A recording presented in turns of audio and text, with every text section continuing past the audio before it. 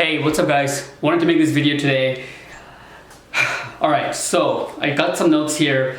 This video is actually originally for the people in the SEO sales course. Sundays is when we do our live calls, but nobody showed up because everybody's just really busy with their, the whole situation, I guess. Anyways, I wanted to make the video anyways because it does apply to everybody. And it's basically my thought process with the whole situation of the virus and everything and how I am going about it. So I made this video 2 weeks ago, but it's kind of crazy. Like at that time, it wasn't even that serious. And 2 weeks forward right now, it's like, it's a whole another story, right? When I made that video, I wasn't even fully sure if you can sell or not. I thought you kind of could, but it's probably a little against the grain. That's how I had it in my mindset. But at this point, I can say that yes, it's for sure not a good time to sell. Not only because it'll be hard for the state of mind people are going through, but it's getting to the point where I'm not even sure if it feels right to be cold calling people when they are in this situation, you know, staying home. A lot of people are just in lockdown. So anyways, I have a few notes here, so I'm going to go through it and kind of give you guys an idea of what are certain things you can do that might be, you know, beneficial. Some ideas I want to share that might be resourceful to you guys. So number one thing I made, so for the clients that reached out and, you know, a little shaky and everything, I let them know that I'm available 7 days, right? That's one of the first things that I just did, is basically let them know like, hey, look, we're here. Anything you guys need, we're here, right? Basically, I'm keeping my phone on. Normally, you know, nowadays I don't pick up my phone directly. A lot of times it's Melanie picking that up when clients call, and then maybe they will set up a time for me to talk later. In the weekends, the phone is off. Like in weekends, literally I turn the phone off and I keep it aside, and I have a second phone that I use for things like, you know, if I want to listen to audio tapes or go to the gym and stuff like that. But now I'm keeping that on, just being available, because I know how kind of hectic a lot of the clients can be, and if something hits them over the weekend, I want to basically be there and kind of like, you know, give them some ideas or whatever, you know, just be there available for them in any shape or form. That's number one. I'd recommend you guys doing that. It does make them feel like you're on the other side of the table, right? Whereas like all the other expenses they have is kind of like a transactional expense, right? Like, okay, there's suppliers, okay, turn this off, okay, turn that off. You know, it's basically they're going somewhere and then turning it off. Whereas you are like, hey, we're here. And when you're talking to them, you're being available for them and giving them data from other clients that you have in the same industry. It's almost like you're in this together with them, which you kind of are, right? So, or you at least should be as an agency, as their marketing agency. So that's what I'm trying to accomplish with that, you know, with that basically, you know, with that move. Secondly, let me see what I wrote. 1 second. Okay, clients are shaky, know their campaign inside and out, have their reports ready for them. Okay, so this is super important. This is where it is going to affect agencies a lot. So what I wrote is that basically all the clients that are shaky, as the business owner, you should have a very good idea, even like at the top of your head, you should know which clients are shaky, right? Any given time, for me personally, I would say it's like in thirds, right? A third of the clients are absolutely crushing it. Third is, you know, okay, they're in the middle ground, and then a third of the clients are kind of like, you know, they're maybe in the waiting phase. It's maybe like 3, 4, 5 months been, and they're waiting until results really try to take place, which is in the 6, 7, 8 month, let's say. Or they're clients who actually have, you know, said or you know, basically expressed in some way that they are, you know, like they're not really seeing the returns. Whatever it may be, that quadrant, right? That third of your agency that you should know, those clients, really go into their campaigns and know exactly what's happening, right? It's like almost prepare. I mean, make a report for them. You don't have to send it, but have a full understanding manually, not just some, you know, like automated report, but manually go through their campaign and see exactly where they are, how far they are away from getting results, what are the major things that took place, maybe some things that you can show them if they contact you. That this is something really important, because it's at this time, right? Generally speaking, I'm saying from my experience in contractors, right? It's like around March. This is the time that the season starts to kick in, and a lot of times clients are, it's easier for them to basically, you know, have that wait period, you know, they're more easily able to go through the waiting period because their main season is here and their other forms of advertising are working, right? A lot of my clients, we're not the only type of advertising they do. They have other ways they're generating leads, whether it be, you know, canvassing, some of our clients even door knock, whatever they do. But at this time, all those other aspects are going to be shut down, at least most of it, right? Like people are not going to want people door knocking right now. People are not going to be outside there, you know, going door to door or anything like that. So what's going to happen is the ones that are shaky, it's more likely at this time right now, they're going to really try to, you know, if they're trying to pull back and shave off expenses, you're going to be in that line that they're going to approach and see exactly where things are at. And by knowing exactly where their campaign is, making sure that everything is on track, and you know, being able to show them what progress have been done and made, and what we are, you know, the foreseeable results that are just yet to come, maybe next month or the month after, it'll be a really good position for you to be in when they do contact you, so you can kind of like take them through exactly what's going on. Instead of when they contact you, you're just like out of the blue, don't know what's going on, and then you're just like making some stuff up on the phone, you know, or something like that, right? Just be prepared. So anyways, I did a terrible job making a point of that very important note, but hopefully that made sense, right? That would be probably the most important thing you could do right now in terms of keeping your agency healthy and not taking too big of a hit. Number 3, okay, let me see. Be okay with doing things that don't scale. Okay, so this is something that I just put, and this is just entrepreneurs in general. This is not just, you know, agencies. During these times, understand that it's completely okay to do things that don't scale. Right? You don't have to worry about the most scalable things at this time, right? As entrepreneurs, a lot of times we get into this mode where we're, you know, really trying to shape things, and as we get better at growing the business, we look at things that is going to duplicate and scale and be more seamless. But at this time, it's fine. You have to do things that are, you know, basically just a one-off. So, for example, we have been sort of like taking web design completely off the table, meaning before we used to sometimes use it just to get the sale, right? Like, let's say a client is coming, $2,000 retainer, they don't have a good website. We'll say if you make the decision today, website is for free. We stopped doing that, right? Now we charge for websites, and generally we try to sway them away, a little bit away from websites. If they have a decent some kind of thing for a website, we will try to sway them away from making a website and just SEO and keep that for later. Because it's one of those things that costs the most communication, right? Like, it's always, I personally have to, some way, shape or form, have to get involved when it's a web design, because I might have to talk to the client and get exactly what they're trying to do, and then translate that to my team and things like that. So I personally do not like websites, and it's, like I said, it's the most work that brings in the least amount of revenue, profit for us.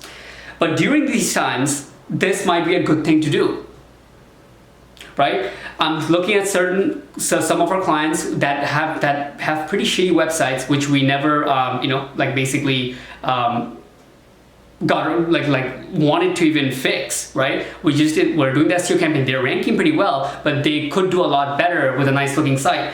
This will be a time, while things are slowing down, while sales are not really taking place, where you can have the time to personally get in touch with them, do a whole like session, like, you know, screen share session, and show them some whatever you do, the colors, the templates, the pictures, where things are going to go, and really have a personalized session. Not only is it going to get them and really make them feel like things are still moving forward, because you're visually being able to see this entire thing change, right? Whereas SEO, a lot of it is just in the background where you can't really see that tangibly what's going on until results start to come. Not only is it going to equate to that, but another thing I want to point out, guys, is that when you really come down to it, if you price properly for websites, you can make it pretty profitable. So the example I put here is that we're doing websites now for $3,500 to $5,000, depending on what package they choose. We have like two, right? One of them has like speed and everything that we're gonna do, and a few other things with landing pages, and the other one is a bit more basic. And like, if clients take the 5K, like it's not a really hard sale, like to get a website for 3 to 5K, right? It's pretty simple, especially if they're already a client who are paying for SEO. It's not a big deal to them at all. And for a lot of campaigns in SEO, that's all you kind of get. What I mean is that if a client pays you, let's say $1,000 a month, right? And you're scaling your agency a lot, like as you start to scale up, your profit margins generally are going to be around half, right? If you're doing a lot yourself, it could be a bit more, 60-70%, and it could be a little lower depending on how you price, but let's just go with half, right? If somebody's paying you $1,000 a month and they stay for what, like 8-10 months, then your profit margin would be in that mark, $4,000, $5,000 in the course of 8 to 10 months of keeping that client. Well, a website sale for $5,000 right off the bat, it's pretty much $5,000 right there profit. Well, so I mean, depending on how much it costs you, we have a web design guy on salary, and we have content writers on salary as well. So it doesn't cost that much to do it. But let's say for $5,000, let's say it cost me $500 to get the website. It's still a high profit margin item. So just wanted to throw that out there, because it's probably one of the best things you can kind of push for existing clients, especially who really need it, right? Like we have some certain clients who had really shitty websites from before. We never wanted to go through the trouble of like changing the entire thing. It's not even in WordPress and stuff like that. We just went with ranking them. We don't have a lot of them because before I used to do websites for everybody who came in. So anyways, the couple that we do, I'm thinking about reaching out to them and getting this in place. Not only will it be a great time to make that happen, but it's actually not even that bad of a profit margin product. Okay, number 4. Put together a process that helps them do their business without contact. This is something that will be very valuable to them at this time, right? So for example, for contractors, roofers, they can actually do their entire sale without coming in contact at all. Traditionally, what they do is, they get the lead, so they get the homeowner calling them, okay, right, our job, and then they set up a time, and then they go to the homeowner's house, sit down, and do like a whole presentation. That's generally how the roofing sale happens. And it's a pretty intimate sale, right? Like a lot of times they sit down in their living room, show the roofer shows them all their accolades and reviews and everything, and products and shingles and samples, and really makes sense. Sometimes they invite them to go on the roof, and all that kind of stuff. So since they can't do that right now, because homeowners are very, they'll be scared to the social distancing and everything. What they can do, for example, for roofers is they can once they get the call, they can set up a time live to show them everything. Right? They can measure their roof using softwares in the industry, and they're actually quite readily available now. Like that uses, I believe, the satellite to measure the homeowner's roof. And then after that, the money can be collected online. They can use DocuSign for the contract being signed, and then when they send out the people to do actually the roof, they don't even have to go inside the house. They're literally outside getting everything done.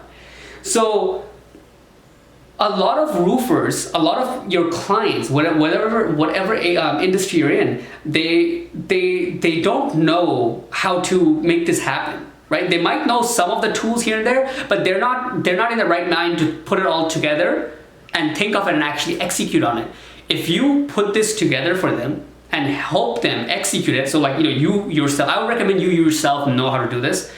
This is not something that you want to like have one of your team members do. This is you personally as the owner of the company should know the entire process, and you should take them through it personally, right? Again, even if it's through screen share, establishing that personal touch in a very critical time and showing them something that's very valuable, which directly helps them make sales, which they otherwise can't. Extremely valuable. Number 5. Now, as number 5 comes in, we start to focus inwards. So I put focus on systems, right? This is a great time, guys, to really look the process of your agency. And the questions you should ask yourself is like, in the last month, like if you think that, oh yeah, my processes are all done, right? Like, oh yeah, they're pretty good. Well, ask yourself, in the last 30 days, did you have to step in for any reason in the fulfillment system? Pretty much 99% of the people who is in the industry probably did, right? The systems is an ongoing process. There's no point in time when it's like you're there. That's one thing that I've realized. So this is a good time where you can really sit down and look at it, like where are the kinks? Another question, what delivery systems do you need that if you nail them, one second, let me read it. If you nail it, it'll make absolutely move the needle for your client. Okay, all right. So basically the most important systems, right? Take a look, take a step back and look at all your systems and kind of think like, which parts of this that if you absolutely do it flawlessly, those tasks, it'll move the needle for sure for your clients, right? And refine those. A lot of times we went through like, let's say phase 1 or phase 2 of building our systems and they're all kind of good. But when we're going for phase 3, we're almost reluctant to go through it because they're just good enough, they're holding it together. So we can kind of like go on with our lives. But what you should challenge yourself to do is try to think, okay, if you can't find out which systems you're gonna remake or like, make if you don't have it, then think, okay, which ones push the most results for my clients? For sure, you already know it, these are the ones that are the most important, and go into those and refine those, right? It's a good time to sit down with your team member that is responsible for that system, right? Do a screen share. Hey, okay, so go through this. Let me just oversee over the shoulder how you do this task. Just take some time. Literally just wait and take some time. I did this like a couple days ago. Literally with the new VA, I had them on here and I sat here and I just read. I'm reading right now with a book, and he's literally on screen share doing the whole task. I wanted to see how a brand new person who doesn't have any idea of what the word SEO even is to do certain tasks with following our process. I found like 3 pages of stuff that's unclear. 3 pages of things that he got lost in and didn't have questions about. We have to remake that entire system. So, I mean, for me, the good part is that since my other VA is now pretty trained, I can just actually, since it was recorded, I just give them the notes that I put down. He can rewatch the video and see the notes and just like fix it up. So I don't have to personally make the system. But the point is, that was a really, really eye-opening thing for me. And I would encourage you guys to do this right now, right? Especially whether if you have a new team member or even an old team member, spend some time and just have them go through very important tasks that are, that's just really important for you to get it right for your clients, and just watch them do it, right? So that's number 1, 2, 3, 4, 5. That was 5. Number 6. And this is basically, guys, this is more of a mindset and more of a principle I live by. And it's basically this. Whenever something comes of this nature, right, meaning anything that completely throws off your normal, way of life for you, your habits that you have built, any major event, always ask yourself 100% of the time, come inwards. Come inwards first.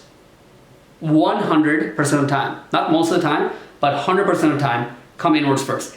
Ask yourself, what does this tell me about myself? This going on right now, what is this experience, this challenge I'm going against right now? What is it showing me? What is it mirroring back at me that I can grow from? And the thing I put down is basically that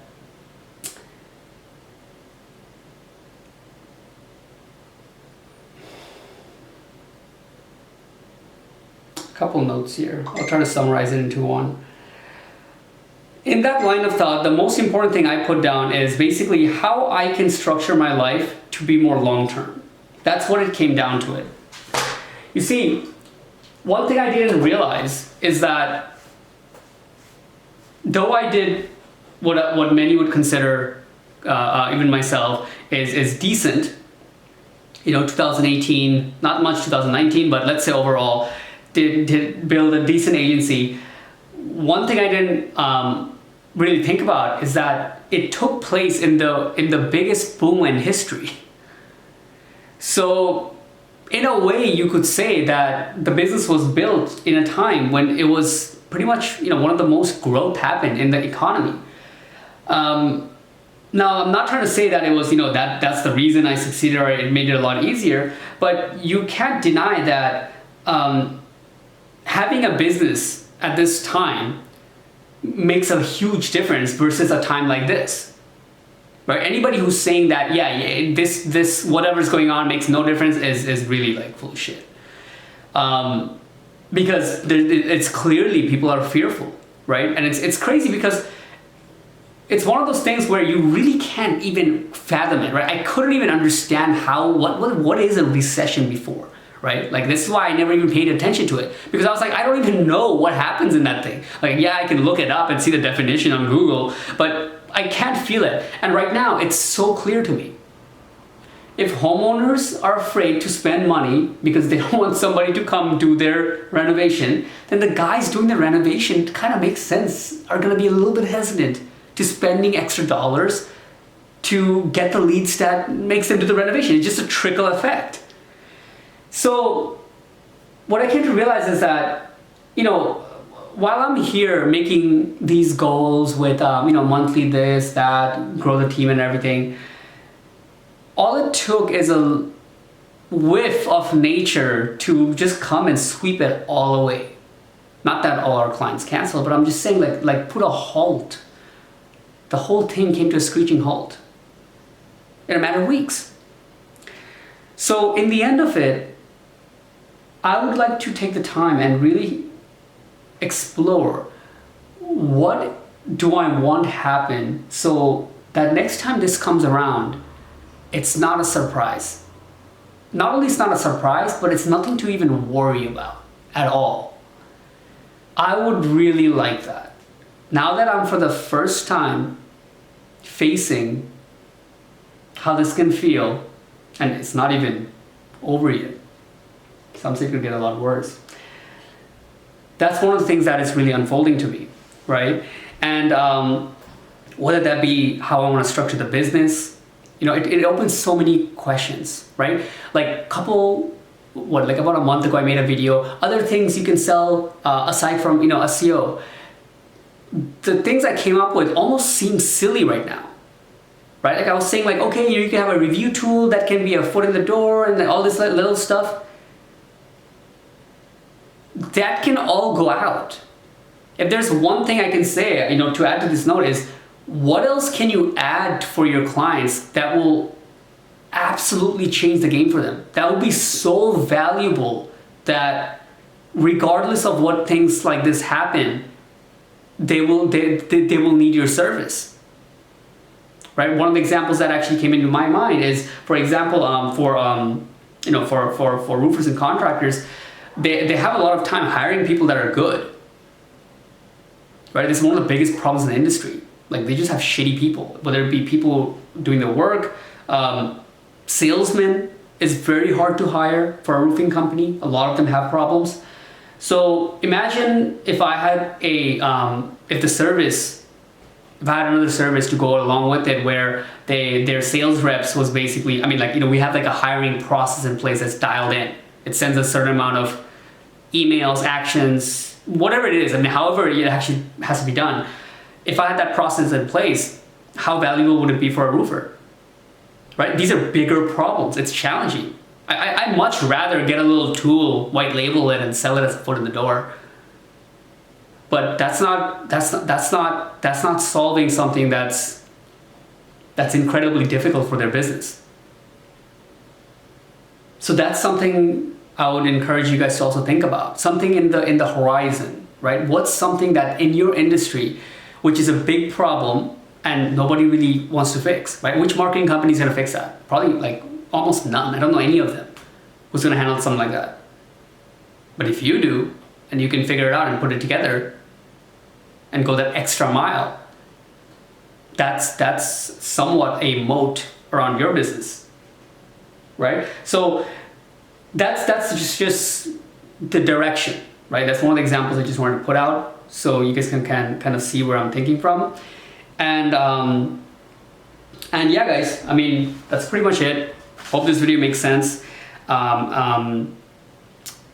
The last note I have here is also for the long-term thing is invest.